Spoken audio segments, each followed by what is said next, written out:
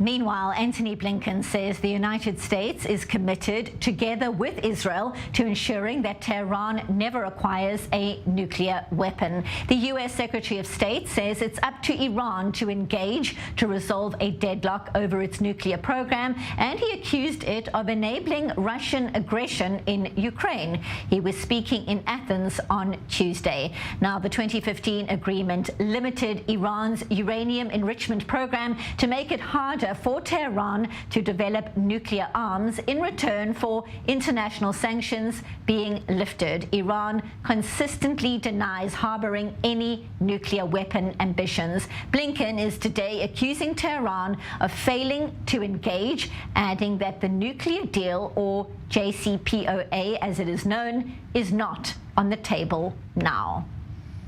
So for more insight, we welcome to studio Major General in the Reserves, Eitan Dangot, Senior Research Fellow at the Miriam Institute. Thank you so much for being here in studio. So we heard the comments there from Eli Cohen speaking earlier in the day to Khaled Ben David. We also heard the latest comments from Antony Blinken saying the deal is off the table. How do all these developments impact Israel, who has made it very clear from the get-go how it plans to deal in defending itself from any Iranian threat?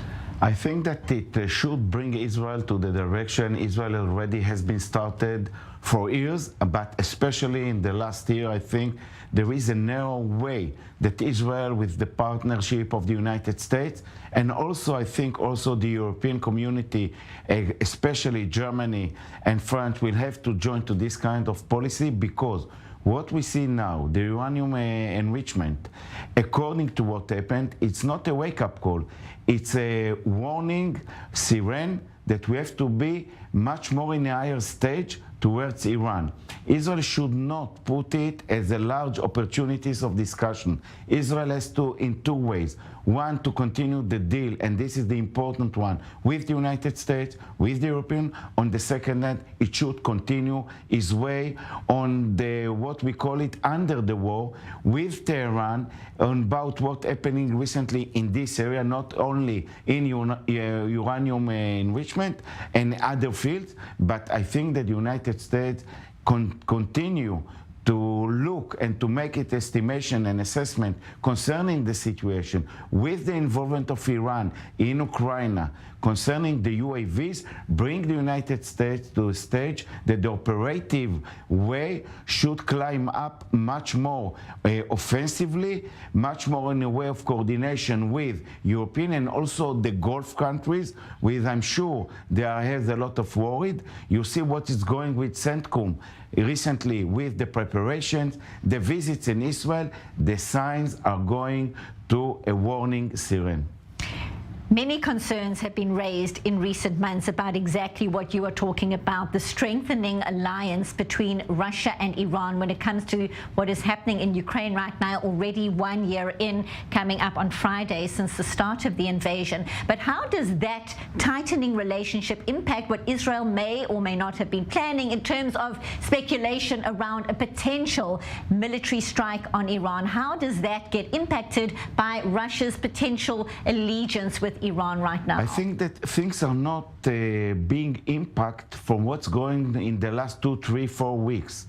Israel is consistently talking about the situation and looking very clear about the situation. The last estimation by the intelligence of Israel shows that the Iranian will try to climb up with the enrichment, what they are doing with the uranium. It's not surprising.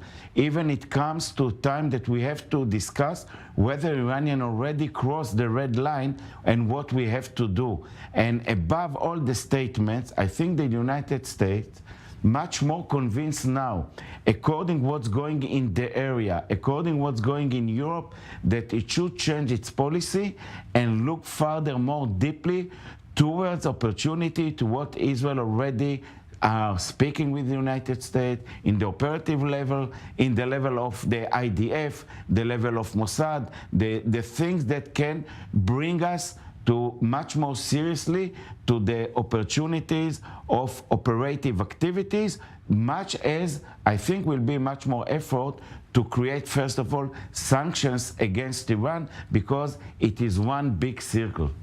Certainly explaining it so well. So many different layers to the security issue. As always, we appreciate your insight. Major General in the Reserves, Eitan Dangot.